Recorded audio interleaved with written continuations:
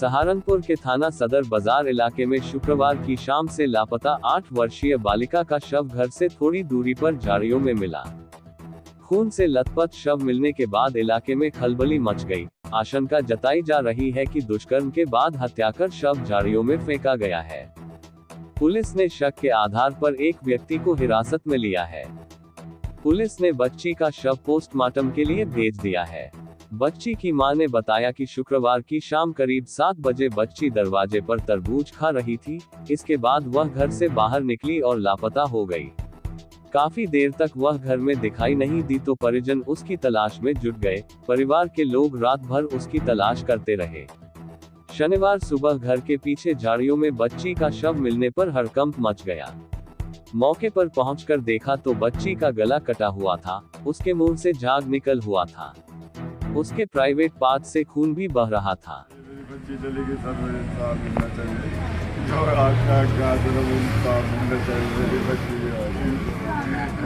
इंसाफ चाहिए, 7 साल की लड़की के लिए इंसाफ चाहिए।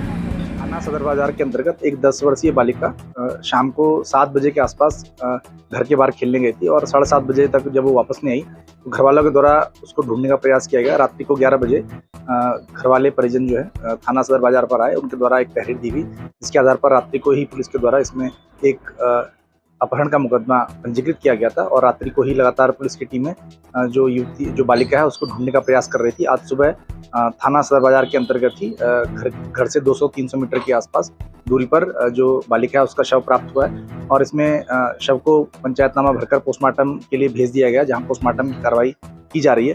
प्रथम दृष्टया इसमें हत्या की आशंका लग रही है और एक संदिग्ध को पुलिस के द्वारा हिरासत में लिया गया है और उससे पूछताछ भी की जा रही है और फील्ड यूनिट के द्वारा जो साक्ष्य हैं वो भी संकलित किए जा रहे हैं, जिसके आधार पर अग्रिम विधिक कार्रवाई की जा रही है।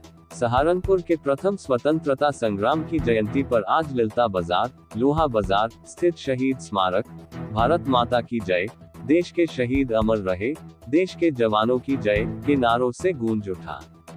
ललिता पन्ना शहीद स्मारक समिति के तत्वावधान में नगर निगम के सहयोग से आयोजित कार्यक्रम में अधिकारियों, राजनेताओं एवं शहर के गणमान्य लोगों ने शहीदों को पुष्प अर्पित कर अपनी भावांजलि अर्पित की। पहलगाम का बदला लेने के लिए पाकिस्तान के छक्के छुड़ा रही देश की सेना के शौर्य और पराक्रम का गुणगान करते हुए सीमा पर डटे जवानों के जयकारे भी लगाए गए। सबसे पहले पुलिस गारद द्वारा सलामी दी गई और मंडलायुक्त अटल कुमार राय, महापौर डॉक्टर अजय कुमार, नगर विधायक राजीव गुंबर, पूर्व विधायक सुरेंद्र कपिल, पूर्व मंत्री संजय गर्ग, शहीद भगत सिंह के भतीजे किरणजीत सिंह संधू, स्वतंत्रता सेनानी ललिता प्रसाद अख्तर के पुत्र श्यामलाल बंसल, समाजसेवी त्रिलोकचंद गुप्ता, समिति के अध्यक्ष जयनाथ शर्मा, उपाध्यक्ष डॉक्टर वीरेंद्र आजम व व्यापारी नेता शीतल टंडन ने ध्वजारोहण किया।